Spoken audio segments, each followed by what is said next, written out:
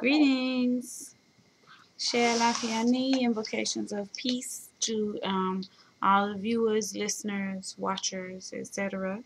It is the 19th of April.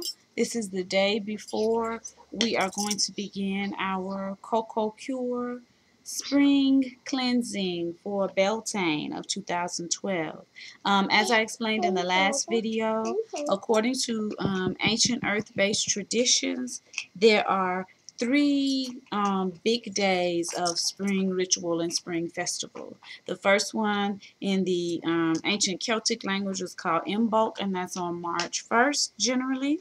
The second one is, of course, Ostara, and that is the spring equinox, and that's March 20th or 21st. And then the third one is Beltane, which is May 1st.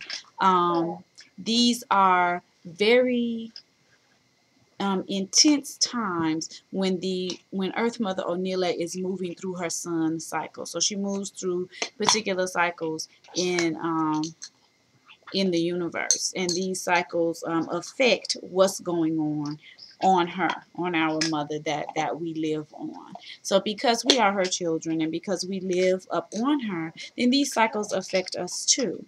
And so in bulk, you have those first little beginning whisperings of spring, where the earth and where those of us who live on the earth, the children of the earth, are preparing themselves for rebirth. Then you have the spring equinox, where the rebirth actually occurs, and we celebrate this with beautiful fertility rites. And this is where we get our obsessions with bunnies and with eggs at this time. Ostara was the Celtic name for that, and you may notice how close it is to the current ritual practice that's used to celebrate that, which is Easter. So this is the same tradition. It has just changed forms over time. You cannot separate Earth Mother from her children, and many have tried, but we'll always continue to celebrate her in whatever way we have to in the current context. And so after Ostara, then the next great spring rite, or great time when she begins to move more deeply into the warm portion of the sun cycle, is Beltane. So I was not able to fast for Ostara. As I said before, my first grandchild was born on March 20th, my grandson. And so I was busy assisting my daughter with bringing this returned ancestor onto the physical plane. So I did not get to fast at that time the way that I normally do. So I said, well, I'll have to do a fast for Beltane. And I was trying to decide, am I going to start at Beltane May 1st and do the first 10 days of May, or what am I going to do? But because my body is crying out for, cleansing and healing, I decided to start on the 20th and do the whole 10 days into Beltane, so that when Beltane arrives, I will be breaking my fast. So I'm excited about it. A lot of my friends on Facebook and a lot of my actual face-to-face real friends, and not that my Facebook friends aren't real, but people that I know face-to-face, have gotten on board and are excited about it as well. So I will not be, when I fast, I don't go on Facebook. I'm not on the internet in that way. So I won't be interacting on Facebook, but I will be creating my YouTube videos, which are very therapeutic for me. So I'm going to continue to do that. So I'll be speaking with you from that perspective. Don't do that. And so this is the first one. I did one, I think the day before yesterday, right before I went to bed, just giving you some of the ways to get your mind prepared, get your psyche prepared for fasting. And so I'm doing this one today to try to educate those who may not know on what the experience feels like, and some of the things that will happen to you that you may not know are normal, you may not know are regular. And, just talk a little bit more about the mindset that you want to approach it with. So let's start with that. Let's approach it the way that I approach fasting, and the reason that I'm able to be successful and successfully fast for however long I set out to fast is because I approach it from the perspective of love. I do not experience my physical body as something or someone that needs to be whipped into shape. That's not how I experience her. I experience her as a loving, vessel, a loving extension of myself, and outgrowth of my spirit. That's how I experience her. So that's how I deal with her on all levels. This is the mindset that I use to keep her healthy. This is the mindset that I use. Stop that. Do not touch the ottoman. Do you hear me? Do you hear me? All right. Thank you. So this is the mindset that I use to keep her beautiful. This is the mindset that I use really to live my life. But I don't see my physical body as she's not in opposition to me. We are not working at cross purposes. We have the same goal in mind, which is for me to fulfill my destiny and be the best Ola Omi that I can possibly be. We have that same goal in mind. This is part and parcel of my spirit. There is no line of demarcation. We are traveling this journey of life together, blissfully, gleefully. We decided to join and be together when I chose my destiny for this lifetime. And this is the body that I chose. This is the lineage that I chose. So this is me. This is a part of me. She's not in opposition to me. Because of the society that we live in, we are taught to view our bodies as something that you have to control, as something that you have to suppress, repress, and oppress, basically. And this is a large part of why our bodies appear to not be working with us. But in actuality, every disease that you experience, from this whitehead that I have on my face to any gastrointestinal problems that I have suffered from, I have suffered from acne since I was 14. I have several food allergies. I'm one of those people that cannot eat wheat or corn or soy or eggs or dairy without some sort of disastrous effect going on in my body. One time I even had to go to the hospital because my throat was closing down. Sorry about that. My 3-year-old bumped into the laptop, so she apologizes. Okay. You want to say you're sorry? Say sorry. All right. So, we experience, or we're taught to view these things as something that we have to wage war against. And that's not what's going on.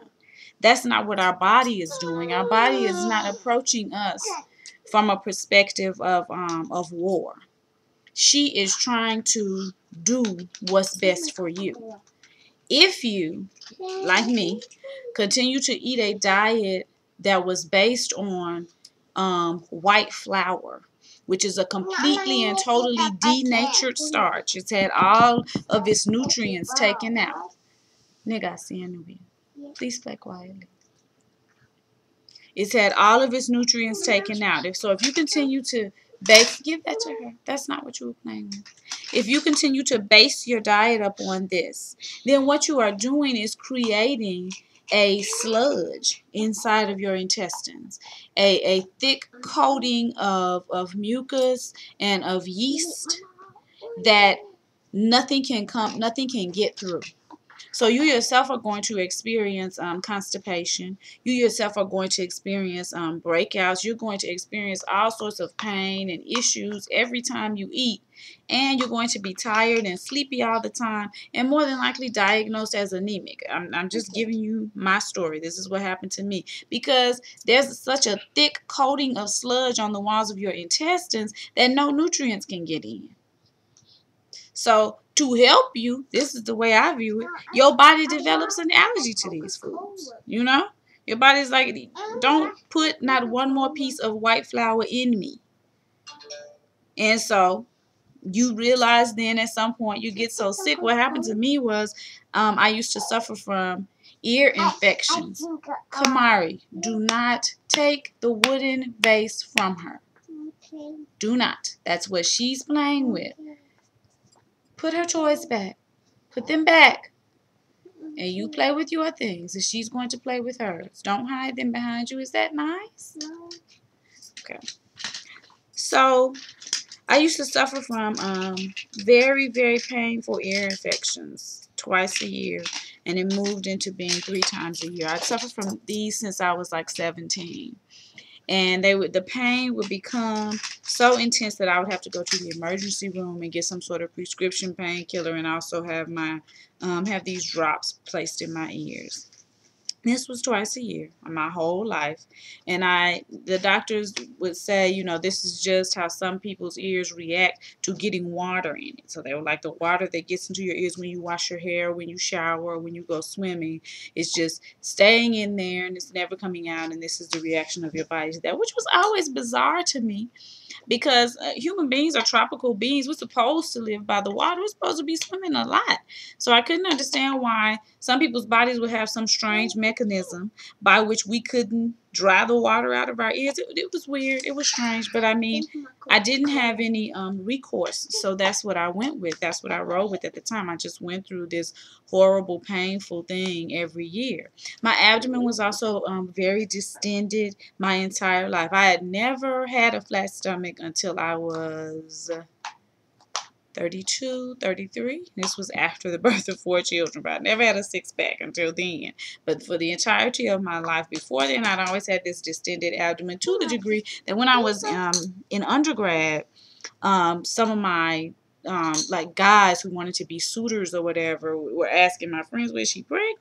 That's how distended my abdomen has been for the entirety of my life. I used to have a name for it. I used to call it my pooch.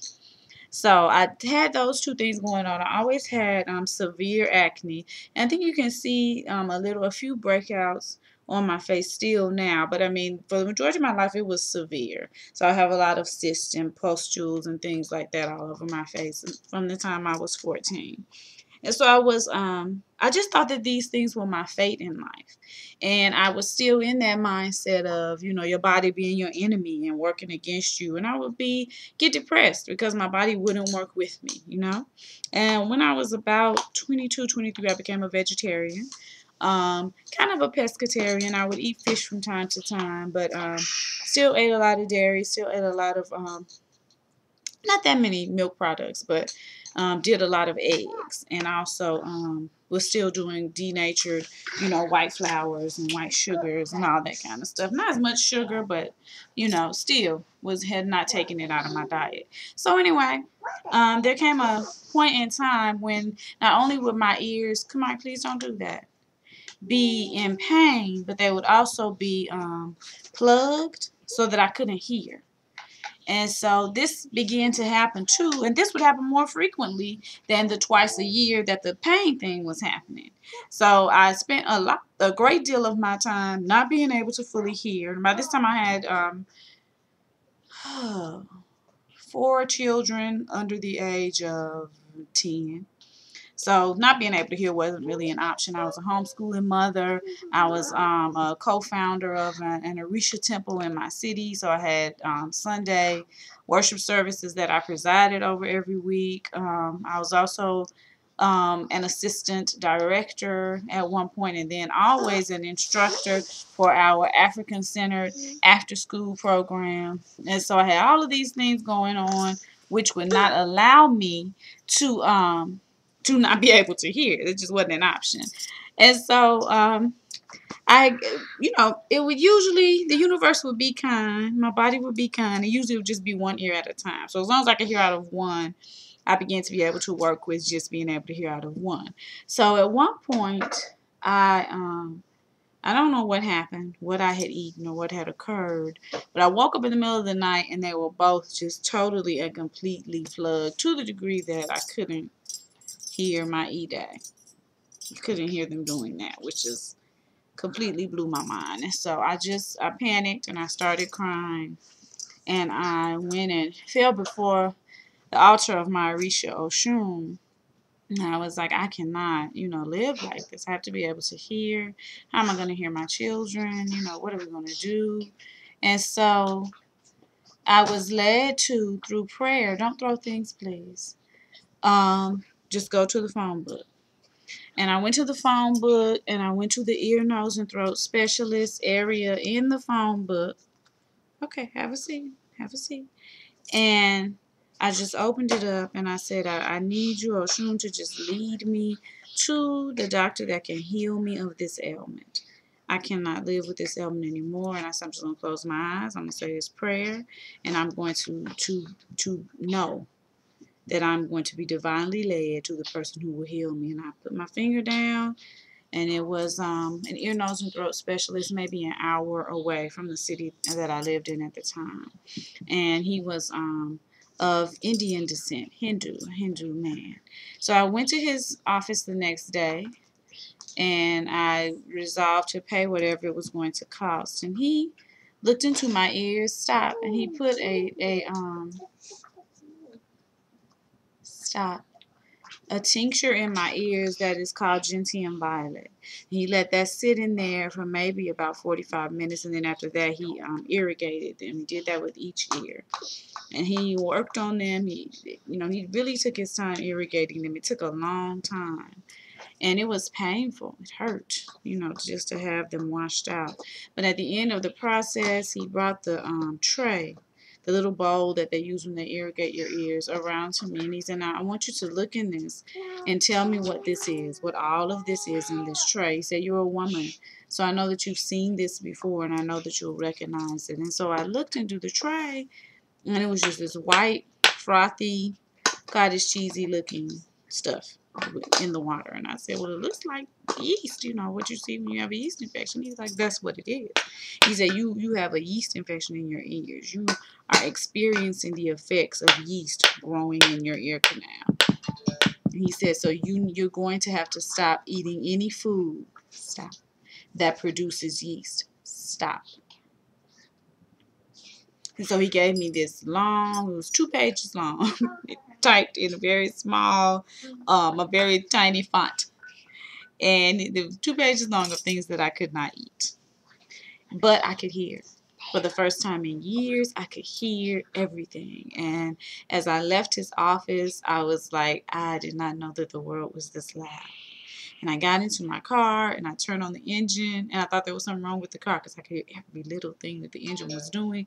Hadn't heard those things in years, And so I stopped eating all of those things that were on that list. And I haven't indulged in them to the degree that I once did since that time. I guess that's been about 12 or 13 years ago. So I've been blessed to not have to deal with those issues. But I've given you that personal anecdote to say that my body was not ever working against me.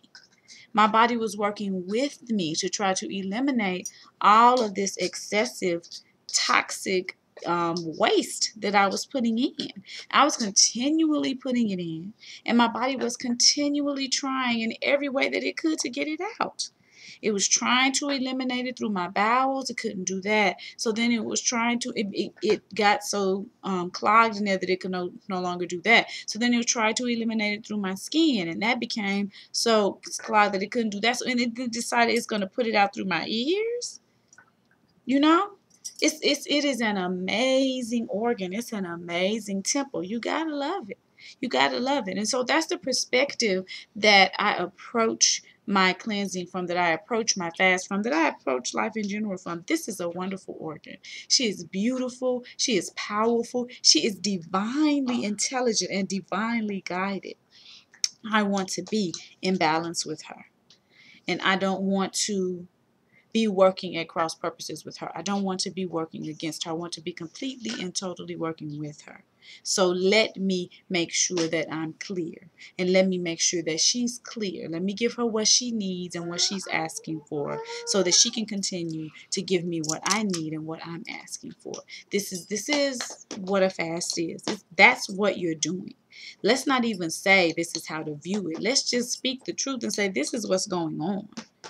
Okay, so in the process of fasting, you are going to be very, very rapidly releasing toxins. Is this dangerous? I do not think so. That is my personal opinion. I am not a Western trained medical doctor. I'm just a person who's been doing it for 5 or 6 years. So I do not think that it's dangerous.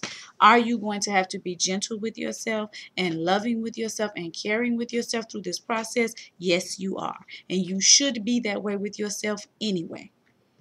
Are you going to have to take your time with yourself? Yes.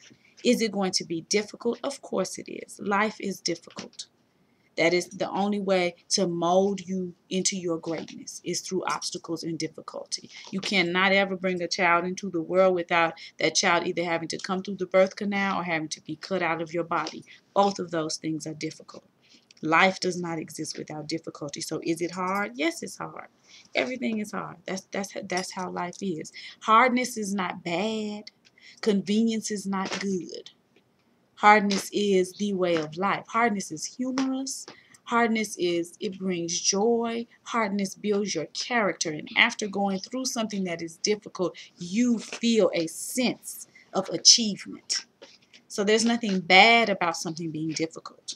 That's just normal. That's how life is. Embrace the difficulty, because on the other end of it, you're going to shine like a star, and you're going to be able to feel your shine.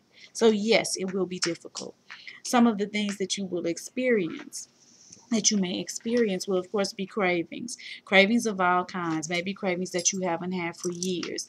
Take the time to listen to it and try to see where that craving came from. What was the emotional reason that was the food that you reached out for? What was the emotional reason that you always ate that food? And deal with that reason. Talk to yourself about that reason. Why was that food so comforting to you at the time that you ate it? And what type of comfort do you think that it would give you now? You're going to experience cravings. You're going to experience high levels of emotion that you have not experienced before. Do you know why? Because you're not stuffing the emotions down with food. Food is numbing. And toxic foods in particular are addictive. Any addiction is based upon you not wanting to deal with a circumstance in your life. And so you use this substance or this person or this situation to numb you, so that you then are not dealing with the realities of your life. So you're going to experience a rush of emotions that you have not felt, maybe for a long time, or maybe that you can't identify as having ever felt. And that is good. That's letting you know that your body is letting go of so much junk that now what you were trying to hide under all that junk is coming up. Deal with those emotions. Cry if you need to cry. Laugh uproariously if you need to laugh. Have fun, play if you need to do that. Be confused for a moment if you need to be confused. Journal. Write these things down. Do a YouTube. Discuss them. Talk about them. Create a blog. Get it out there. Get those emotions out. Don't just hold them in when you start to feel them. Let them come out. You may experience nightmares. This is these subconscious mind's way of trying to deal with the fact that you're releasing all of these toxins, which then frees these emotions that you've been stuffing down for all of this time. So you will experience nightmares. So get a dream journal. Write down your dreams, and you will see that they are all very prophetic. They're letting you know things that are going to happen in your future and giving you a more don't, baby. Giving you a closer view of what's going on with you now. No, ma'am. No, ma'am. No, ma'am. Let me finish, and we'll nurse after that, okay? But finish what you were doing. Finish building your house. You want to lay on mommy's leg? Come and lay on mommy's leg. Come on. All right. So it's going to give you a closer view of the things that are going on in your life now. So keep a dream journal. Keep a dream journal, okay? Let's see. You have the nightmares. You may have a fasting crisis. You may experience these. I have not ever had a crisis like this, but you may experience headaches. You may experience a lot of mucus coming out in the form of coughing or things of that nature, sniffing or things of that nature. Some people get like chills or hot flashes. I have had that. And you may experience like that flu-like symptoms or body aches. That may happen. That hasn't happened to me when I was fasting, but it's considered normal during a fast. All of these, be still, be still. Okay, there we go. Are your body's way of healing and cleansing and letting go of toxins. Whenever you experience these things, it's because your body is healing and cleansing and letting go of toxins, okay? Whenever you experience a headache, whenever you experience chills or hot flashes, whenever you experience a lot of mucus. It's your body letting go of toxins. So that doesn't change because you're fasting. All of those things will happen, but because you're doing something different, you may become afraid and say, is this normal? Is this what's supposed to happen? Yeah, your body does it all the time when it's getting rid of toxins. And so because you are purposely getting rid of toxins at this time, yes, your body may do those things, and it's okay. It's not going to kill you.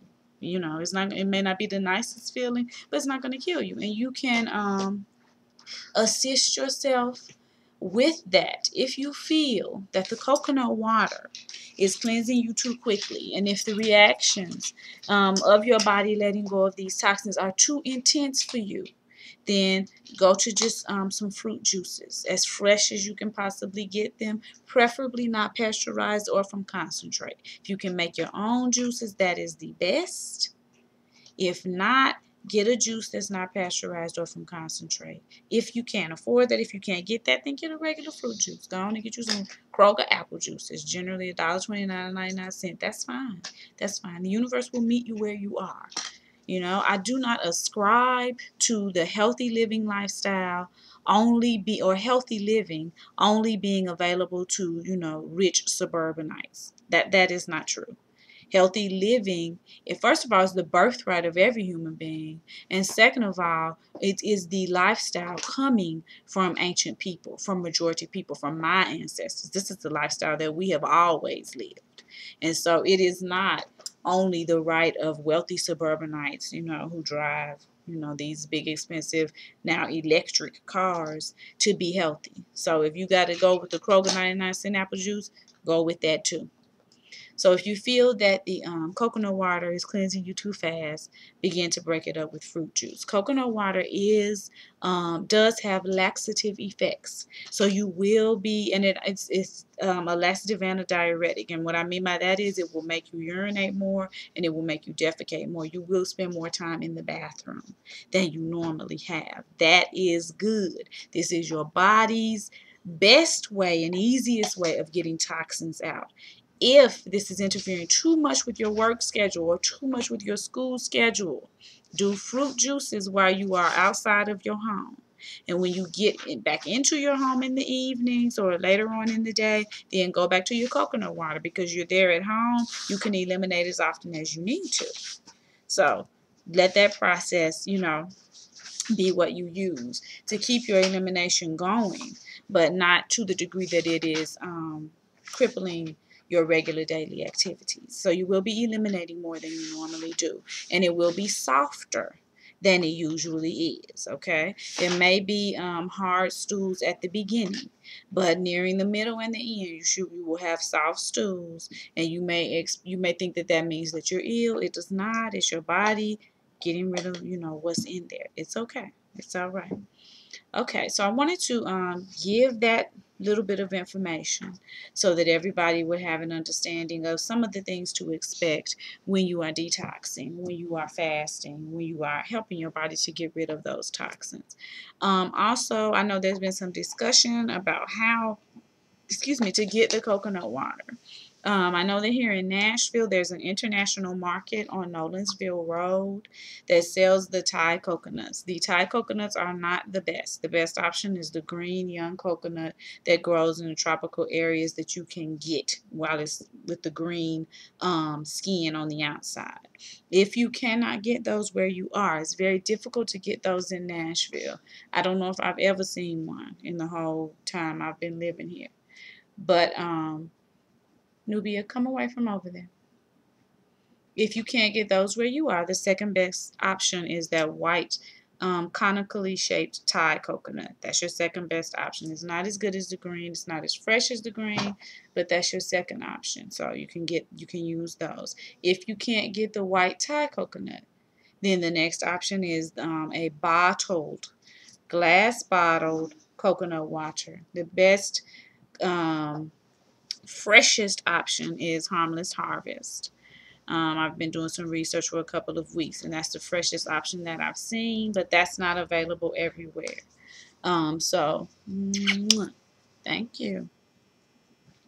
So if you can't get the white Thai, or if you can't get the green ones, then Harmless Harvest, I would say, is your next option.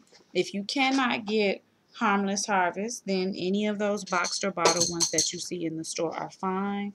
I did get a heads up from a sister friend that Naked has been recalled for having fungus growing in it, so I wouldn't suggest using Naked's coconut water.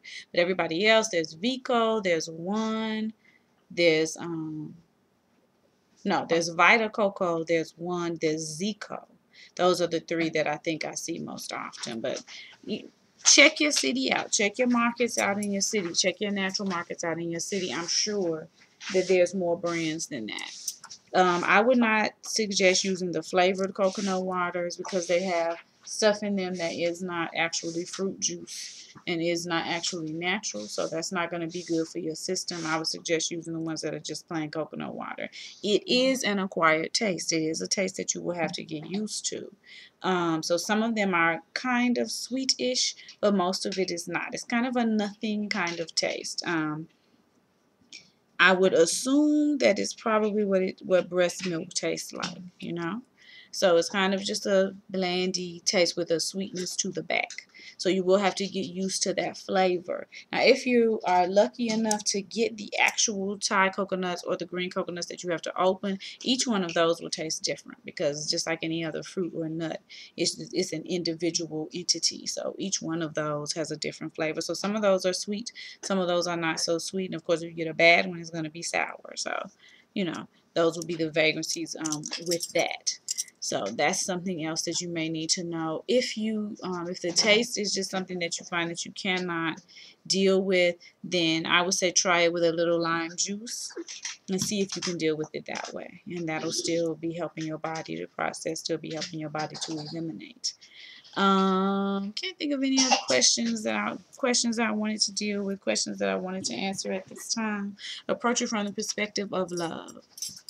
Give your body as much love as she needs, as much love as she's asking for, as much love as you have to give.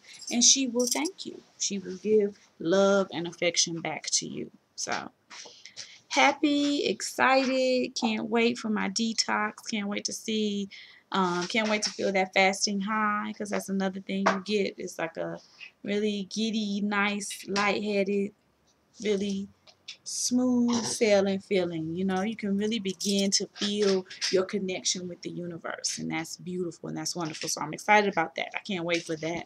I can't wait to get that feeling. Generally around the third day, you just be rolling with that, you know, that fasting goodness, that fasting overall feeling of well-being. You know, your body just begins to cleanse and you're like, yeah, it feels good. So I'm excited about that. I'm looking forward to that. I have not ever fasted with just coconut water before, and it's such a powerful agent of elimination that I'm excited to see what my body will do with that amount of assistance with eliminating, because I need a little help with that. So excited to see what my skin is going to do, what my hair is going to do, what my figure is going to do. Can't wait to see what the effects of all these things are. I will be continuing my regular process of daily salt bath. I do a salt bath every morning with sea salt. And I do yoga twice a week, and I do African dance once a week. So I'll be continuing with all of that. You can continue with your regular routine. You know, there's nothing about fasting that makes your regular routine impossible. So you can continue with that. So I'll be continuing with those things. And I'll be hitting you up here on YouTube and letting you know how it's going. And I just wanted to pop in today and quickly do this when I got to get on the road tomorrow and get back to Georgia. I've been in Tennessee for a month helping my daughter out with her first baby, my first grandchild. And so I'm really excited to get back to Atlanta. There is nothing to do in Nashville, so I'm excited to get back to my normal routine in Atlanta, get back to my apartment and all of the various pieces of the life that I had begun to build there. Can't wait to get back to all of that. So just wanted to touch in. Hit me up on YouTube if you have any questions. And I'm looking forward to seeing how the cure works for you all. And can't wait to tell you how it's working for me. All right. Have a good day. Peace and blessings. Peace and love. Love yourself deeply. There isn't any love greater than that. There isn't any love outside of that. Self-love is the only love. Everything else is just a reflection of that. All right, Ashe. Have a good day. Peace.